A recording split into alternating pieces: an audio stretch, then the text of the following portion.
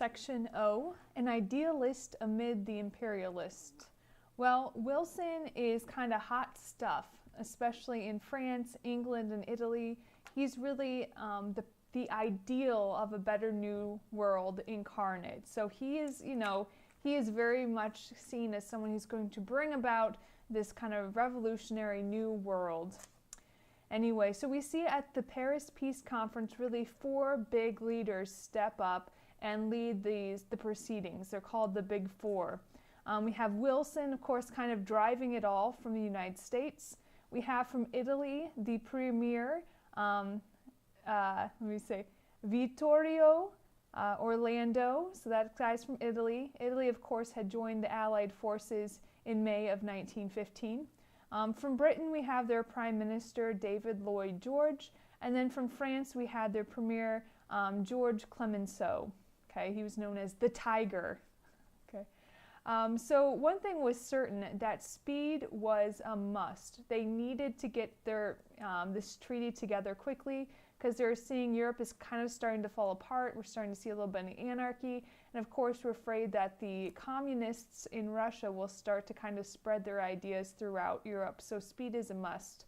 And Wilson's really his main goal. Of course, he had his 14 points, but really the main goal for Wilson is he wanted to see that 14th point. He wanted to see the League of Nations created. All right. First, however, he starts to work to protect the colonies of the Central Powers. So now that the Central Powers, Germany, Austria-Hungary, now that they have lost, a lot of the Allied forces start kind of looking at the Central Forces colonies as kind of spoils of war. So Wilson first draws his attention there. And what he does is he comes up with a compromise that said the victors wouldn't take control of the colonies outright, but they would receive them as trustees of the League of Nations, which is in truth really just a thin veil over imperialism. This is imperialism. For example, we see France get Syria, and we see Britain get Iraq. So imperialism does happen after World War I, clearly. Okay, so in February of 1919, the Allied powers agreed to make the League of Nations as a part of their final treaty. So Wilson's really happy with that because that's what he wants more than anything is the League of Nations. Section P, hammering out the treaty.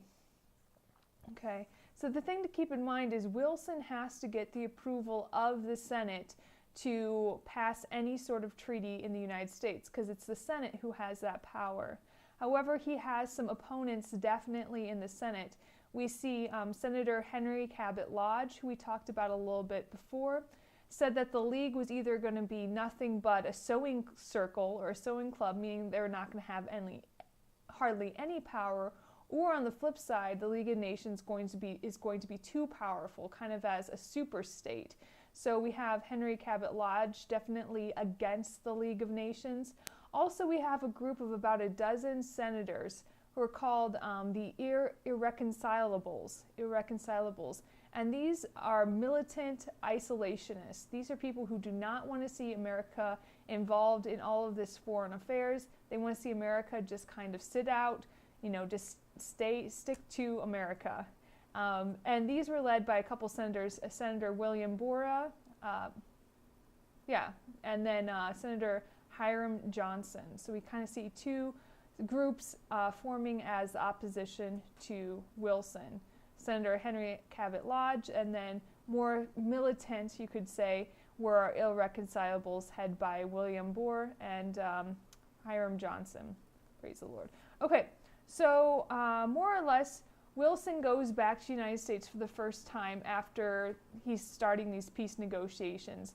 And Senate makes it clear that they are not going to approve a treaty if it includes the League of Nations. 39 Republican senators say, no, we're not going to approve this League of Nations. And really what this does is it hurts Wilson's negotiation abilities back in Paris, because now his enemies, so to speak, of Wilson have some leverage to use against him, because now Wilson's going to have to go back to Paris and make some negotiations to kind of help or to pacify some of these senators. So Wilson is kind of losing power because these 39 senators said they're not going to pass the League of Nations. All right, the rest of this section really talks about three different things. This section, hammering out the treaty, there's three different compromises that happen within this treaty. There's more than three, but the section talks about three. The first one is that French makes this new demand. The French people now want two areas of Germany, the Rhineland and the Saar Valley. Okay, the Rhineland is actually mostly Germans, or mostly German-speaking people live in the Rhineland, but France wants it. Also, the Saar Valley, it's a really rich, it's an area rich of coal, so that's definitely something France wants. So we have to start compromising with France over the Rhine Valley and the Rhineland and the Saar Valley. And the compromise that's made is that the Saar Valley, the Valley of Coal, more or less, would be under control of the League of Nations for 15 years. And then after those 15 years are up, it'd be the people themselves who live in the Saar Valley that get to decide if they're going to be French or German citizens. And we'll actually see them in 1935 vote to become German citizens. Okay, when we're talking about the Rhineland, what French does is the French agrees to just give up any claims to the Rhineland, and in exchange, Britain and the United States promise France that if Germany would start invading France again, that we would step up and help the French out. And that would be through a security treaty, saying that Britain and the United States would help France out if Germany ever invaded. The thing we need to know about the security treaty is that, however, Wilson makes this promise, but, it's really the Senate that gets to decide on any treaties. So we see the Senate actually not support this treaty, and that kind of ticks off France. More on that later. Okay, so that was kind of the first issue, trying to settle the issue of the Rhineland and the Saar Valley with France. The second issue this section talks about is there's a seaport, the seaport of Fayuma. Fayuma? Sure, that's how you pronounce it. The seaport of Fayuma, both Italians and Yugoslavs wanted this seaport, and Wilson thought it should really go to the Slavs, or the Yugoslavs. So what he does is Wilson, in his kind of predictable manner, doesn't go to the Italian powers, but he goes to the Italian people and really makes a case to the Italian people that they should really allow the Yugoslavs to have the seaport. Well, this strategy backfires. Italians are super ticked that he just kind of brushed aside their leaders, and really only thing that happens is it makes Italy really mad at Wilson. So that didn't work out so well. Okay, the third kind of part here, the third instance that we needed to settle was Japan. So Japan wanted kind of two parts of China. They wanted the Shandong Peninsula, Shandong Peninsula, and the German islands off the Pacific that they had taken during the war. So Japan wanted two things, right? This peninsula in China, and also the islands that Germany used to hold in the Pacific. So what happens is we allow Japan to take those islands. We say, sure, Japan, you can have those German islands, that's fine. And we also allow them to control Germany's economic holdings in the Shandong Peninsula, or that peninsula in China. So we have about 30 million Chinese who live in that peninsula, super ticked off because they're like, this is so imperialistic. Wilson, whatever. Okay, I hope that made sense. Okay, section Q, the peace treaty that bred a new war. Dun, dun, dun. So our final treaty is made. It's called the Treaty of Versailles. Wow, praise the Lord. The Treaty of Versailles. And it's given to the Germans for the first time in June of 1919. As you noticed, Germany had no say in these peace negotiations. They were shut out, so to speak. And all they were doing is Germany was just hoping that the final treaty would reflect Wilson's 14 points. So when finally the Germans get the Treaty of Versailles in June of 1919, they notice that it's very harsh. It is not the 14 points they're hoping. If anything, maybe there's 4 of the 14 points in the treaty left. It was more vengeance against the Germans than it really was reconciliation of Europe. And a lot of Germans felt betrayed. They thought Wilson was going to go in there and make them a good deal, but that is not what happened. But you can't blame it on Wilson. Wilson had tried, but you have to compromise when you're making a treaty like this, and he had to compromise with the Allied powers. He wanted the League of Nations, and he had to make some smaller concessions to ensure that he got the League of Nations, and that's exactly what happened. And Wilson himself wasn't super happy about it. He saw things in the treaty that were completely unjust, but his hope was that now the League of Nations was going to form, the League of Nations would work to iron out some of those injustices that were in the treaty. And not everything was negative. Some things in the treaty were super positive. For example, the Poles actually got their own country again. So remember, the Poles were a group of people kind of living in Germany, living in Austria-Hungary, that had definitely a distinct nationality. They weren't German, they weren't Australian, right? They were Polish. So after World War I, through this treaty, Poland actually, the Polish people get their own republic or get their own country. So that, that was a positive thing. Okay, section R, the domestic parade of prejudice. Okay. So now with the final treaty, the Treaty of Versailles in his hand, Wilson heads back to the United States for the second time. And he gets just a mixed bag of reactions to this treaty. Some isolationists were like, no way, no way. They hated the League of Nations. And they're like, remember Washington and Jefferson? Their advice was, not to get entangled with any alliances. So they hated the League of Nations. Also, some anti-German folks thought the treaty went too soft on the Germans. They thought the Germans got off too easy. On the flip side, there's some people who thought the Germans had a really bad deal, that we had treated them too harshly, notably the editors of the New York Nation. They're like, no, this is way too harsh on Germany. You just can't win, right, Wilson? I mean, you can't make anybody happy. And also we have to talk about the quote-unquote hyphenated Americans, like the German Americans, or the the Italian Americans, right? The hyphenated Americans, the immigrant Americans. A lot of them felt that their native country didn't get a favorable position through this treaty. So a lot of the hyphenated Americans were mad at Wilson.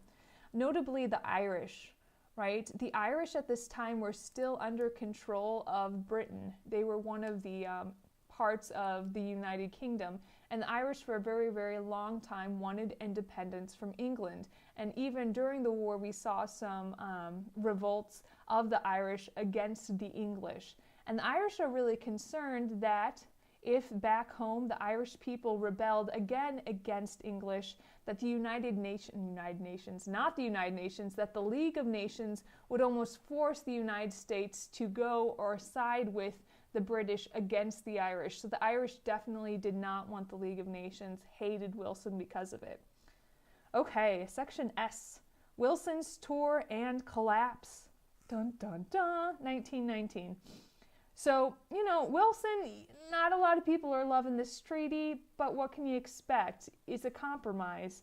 But he had some things to be thankful for. For example, his League of Nations, his number one goal, that was definitely a part of the treaty. And he knew even, if it was to go through the Senate, that the only thing they could really do was to change it a little bit. There's no way the League of Nations was going to get thrown out of this treaty. So at least that's what he's hoping for. Okay. What happens is, of course, this treaty goes to the Senate, and the Senate has to approve it. But the head of the Foreign Relations Committee, remember, that's kind of Wilson's arch nemesis, Senator Lodge. And Senator Lodge, Lodge, there we go, Senator Lodge decides to delay this treaty as long as possible. So he really draws it out. For example, he reads all 264 pages aloud to the Senate Foreign Relations Committee. And he also holds all of these open hearings, willing to let any group come in and talk to the committee that wanted to, really kind of drawing this out. And his idea is the longer he can draw out the process of approving the treaty, the more time it would give Americans to start bickering over the treaty, and the more time it would give Americans to really divide over this treaty. So he's really drawing this out. And the treaty is being bogged down in the Senate, and American people are becoming confused and kind of just frustrated, apathetic, you could say. So what Wilson decides to do is to go on a speaking tour to really promote this treaty, really promote the League of Nations. And that's exactly what he does. A lot of his doctors warn him not to go because he had always kind of been in ill health. His health was really frail, and plus he was under this tremendous stress. But nonetheless, Wilson decides to go on the speaking tour. It starts in September 1919, kind of in the Midwest, and the response to this tour is lukewarm, to say the best, because we see a lot of German immigrants in the Midwest who weren't necessarily, gung-ho for Wilson, to say the least. And also, right behind Wilson were two of the irreconcilable senators, or two of the senators who did not want to see this treaty passed. And it would be like, Wilson would stop in Chicago, and then 2 days later, these senators would stop in Chicago and give a speech more or less just smashing Wilson. So it wasn't super successful in the Midwest, but as soon as Wilson left the Midwest, started to go into the Rocky Mountain area and the Pacific Coast area, he was really, really greeted warmly. It was working in those two areas. Unfortunately, in Pueblo, Colorado, in September 25th of 1919, he gave this really long impassioned speech, pleading for the League of Nations as the only real hope of preventing a future war. Well, later that night, he collapses due to exhaustion, due to stress, and he is sent back to Washington, D.C. right away. We'll see a few days later, once he's in Washington, he'll actually suffer from a major stroke, which leaves half of his body paralyzed, and we'll see he's more or less out of commission. He won't meet with his cabinet for 7 months. People don't even see him for at least a couple weeks, so we really see this taking him out of commission. All right. Section T, Section T, defeat through deadlock. Okay, so now that Wilson is out of the picture, we really see Senator Lodge take the helm, really take over. And what he does to kind of combat this treaty is he comes up with 14 reservations, right? Kind of mirroring Wilson's 14 points. And these 14 reservations, 14 reservations, more or less are trying to, in his mind, safeguard the U.S. rights, under the Monroe Doctrine. He doesn't want to see the United States being involved in these foreign wars. In the treaty itself, the Treaty of Versailles, he specifically disliked Article 10 of the League, which said more or less that the United States would be bound to interfere on behalf of any nation that was victimized by a larger nation. So the Senate was not liking this at all, because to them, it was the Senate, right, who had the power, who had the say of when the United States would go to war or not. So this League of Nations really looks like they were losing that power. Now the power would be in the hands of the League of Nations instead of in the hands of the senator, that power to determine when the United States would go to war. So the Senate absolutely hated this. They saw it as definitely a loss of power to them. Okay, exactly. So Wilson, of course, although he's kind of out of the game, he's furious about these 14 reservations. He saw all the work he put into the League of Nations, all the compromising he made in the treaty through the Treaty of Versailles really go away because these 14 reservations more or less really erase his 14 points. And he wanted to lead the fight against them, but the most he could really do in his state of health was really trying to obstruct them. So when the treaty actually went to a vote before Senate in November, the only thing he could do was just he asked the true Democrats, of course Wilson was a Democrat, he asked the true Democrats to not approve the Treaty of Versailles if it contained those 14 reservations. So the Democrats, loyal to Wilson, do not vote to approve the treaty, so the treaty actually is shot down. The nation is absolutely shocked and kind of ticked off at the Senate for not passing this treaty. So they kind of, through pressure of the popular pressure, they're forced to vote again on the treaty. So in March, now they're voting on the treaty again, but still this treaty has those 14 reservations. So Wilson once more says, hey, if you're a true Democrat, do not vote for this treaty if these 14 reservations are on it. So in effect, once again, the treaty is shot down, the treaty is not signed, the treaty is not approved. And we really see, Wilson was kind of asking for it. He said, he wanted all or nothing. He wanted exactly what he wanted, or he wanted nothing. And he got nothing, right? Nothing passed, because Wilson, remember his personality, very black or white, right and wrong, all or nothing, and he ended up with nothing through this treaty. All right. Section U, the solemn referendum of 1920. So, as you remember, a referendum, of course, is when kind of a piece of legislation or a question is placed before the people instead of being resolved within Congress. So if you have a referendum on, saying, building a casino, you would let the people decide by a vote if you're going to build a casino or not. So in Wilson's mind, what he wants to do is he wants to set up the election of 1920, the presidential election of 1920, as a referendum on the issue of, are we going to approve this treaty or are we not? He really wants to let it be, up to the people to resolve this issue, because it's going nowhere in the Senate. So talking about the election of 1920, the Republicans meet in Chicago, and their platform is actually interesting. They don't take a solid position on the League of Nations. They don't take a solid position on the Treaty of Versailles. They kind of teeter-totter, right? They kind of flip-flop.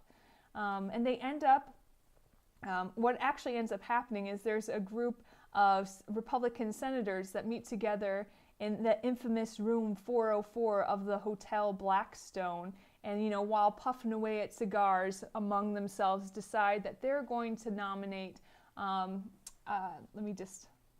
governor of Massachusetts. Nope, wrong person. They're going to nominate the Senator Warren G. Harding of Ohio. So they kind of handpick the Republican nominee. Okay, so these senators meeting together decide that they want Warren G. Harding of Ohio. And the reason they chose him is because his personality was almost the exact opposite of Wilson. Harding was from a small town. He had been a newspaper editor, kind of a folksy type, someone who'd slap you on the back, that sort of thing. So they chose him kind of in juxtaposition of Wilson's kind of cold, scholarly feel. Okay, so the vice president they choose as well, the Republicans choose to run with Harding, is the governor of Massachusetts, Calvin Coolidge. Calvin Coolidge had become famous for breaking up a police strike in Boston. And anytime we talk about a vice president, that usually tells you a couple things. One, that Harding's actually going to win, and two, that Harding is going to die. Because we usually don't talk about the vice president unless the president's going to die. So just a spoiler alert, we'll actually see Harding be elected, and he dies of heart problems. Some people say his wife poisoned him, whatever. But he dies during his tenure, and we'll actually see Calvin Coolidge step up. But for now, we're still talking about the election 1920. Republicans' platform kind of flip-flops, doesn't really say yes, we're for the League, or no, we're against the League. They nominate, like I said, Warren Harding from Ohio, with the VP being the governor of Massachusetts, Calvin Coolidge. Wonderful. Okay, so the Democrats, they're not going to nominate Wilson. Of course, Wilson's kind of out of commission. He's very ill. So the Democrats nominate Governor James Cox of Ohio. And Cox was definitely in support of the League, so very much in line with Wilson's ideas. And his vice president is actually, his vice presidential candidate or running mate was Franklin D. Roosevelt, who of course will become president later on. And at this time, Franklin D. Roosevelt is the Assistant Navy Secretary, and he's from New York. Okay, so here's the deal. Like I said, the Democrats really wanted to, in line with Wilson, make the election of 1920 really an election about the League of Nations, about the Treaty of Versailles. But the Republicans are making it very hard to make this into an issue of the League of Nations, because Republicans aren't allowing themselves to be pinned down to one side or the other. You couldn't pin Harding necessarily as kind of an anti-League candidate, because he would say phrases that are very kind of elusive, to say the least. He would say, I would support a league, but I'm not going to support the League. So you're like, well, Harding, what side are you on? Do you want the League of Nations or not? So it's really hard to make a referendum, a true referendum, if the Republicans aren't going to choose a side in the issue. So what ends up happening, of course, 1920 is the first presidential election where women vote. And as we kind of alluded to earlier, women typically sided with being pacifists, being against war. So we see women, a lot of them voting for our friend Harding, voting kind of against war in their mind. And so we actually see Harding win by a margin of 7 million votes, which was the largest victory margin up to this point in history. So Harding definitely wins. An interesting point with the election of 1920 also is our friend Eugene V. Debs. Remember that socialist who always is running for president? Well, Eugene V. Debs is actually in jail right now because remember he was jailed under the Espionage Act. But even from jail, he ran for president and nearly got 1 million votes. He got 920,000 votes. So we see the socialists are still around. They're gaining even a little bit. And just the idea here is really people were kind of sick of Wilson's high and mighty idealism, the do-good morality of self-sacrifice. They were over this kind of high and lofty idealism. They just wanted things to go back to normal, and they're willing to have, a second-rate president in office if it could mean things would just go back to normal, just, isolationist, that sort of idea.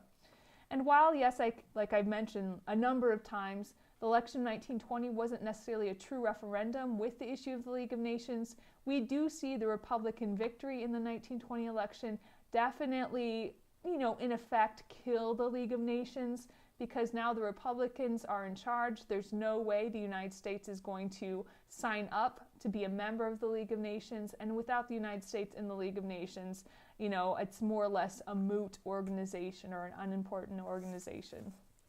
All right, last section here. Section V, the betrayal of great expectations. Okay. So really, Americans, rejecting the League of Nations was really, historically speaking, a very short-sighted idea, right? It wasn't the best idea. A lot of people think the League of Nations really would have gone a long way in helping prevent World War II. And the idea was, the Republicans had helped win this costly war. We had finally gained the right to control or to lead the world, so to speak, after the war, and more or less by rejecting the League of Nations, by rejecting the Treaty of Versailles, we had really kicked the fruits of victory under the table. I mean, we had won the right to really make a change in the world, to really do something good, but we decided not to. We decided to kind of, like I said, kick the fruits of victory under the table. And we'll see actually in the 1930s, World War II will start in 1939, just so you know. So the 1930s, as there's growing more and more problems with Europe, a lot of the Allies look to America and say, hey, this is all your fault. If you had been a part of the League of Nations, all of this could have been resolved. But no, United States, you decide not to be part of the League of Nations. So they really point the finger of blame back at the United States for all of these problems that are rising in the 1930s in Europe. And the analogy a lot of historians use is thinking of the Treaty of Versailles as this kind of really heavy burden that was supposed to be placed upon 4 very sturdy legs. But the United States not becoming a part of the League of Nations, more or less pulling out of global politics, made it that the Treaty of Versailles was now kind of teetering only on 3 legs. So after 10 years or so, once this treaty kind of falls apart, they really blamed the United States for not stepping up as they ought to have. And we really see, because the Treaty of Versailles more or less falls apart, that really clears the path for someone like I can't even say his name, Hitler, to really kind of step up and take control, so to speak. And also another thing too, remember when we were kind of dealing with France, trying to sort out the mess because France won the Rhineland and France won the Saar Valley? Remember during those negotiations, we had promised to France that we would sign a security treaty with them, saying that if they were invaded by Germany, that Britain and the United States would step up and help them out? Well, because of the fact that our Senate never signed off on that treaty kind of fell through. Now France is sitting right next to Germany, and they're not very happy with it. So we see France really start to build up this huge army just in case, this huge defense, just in case Germany got any ideas. So now Germany is sitting right next to France and seeing that France is building up this whole huge army, huge defense. So Germany now is going to illegally start to rearm because they're really nervous because France is rearming. So we really see this just a hot mess of Europe kind of coming out of the failure of the Treaty of Versailles. And, the section really just ends by talking about the U.S. really buries their head in the sand, so to speak, really isolating themselves off. And in the long run, it really would have been better if we had stepped up to the plate and really stepped up to the plate and taken our responsibilities as a leading nation seriously. Okay, with this is the end of this chapter. A lot of fun chapters yet to come in this unit. We have next chapters on the kind of the culture of the Warring 20s, and then we have the Great Depression, and then we have the New Deal, and then we have World War II. So a lot of fun yet to come.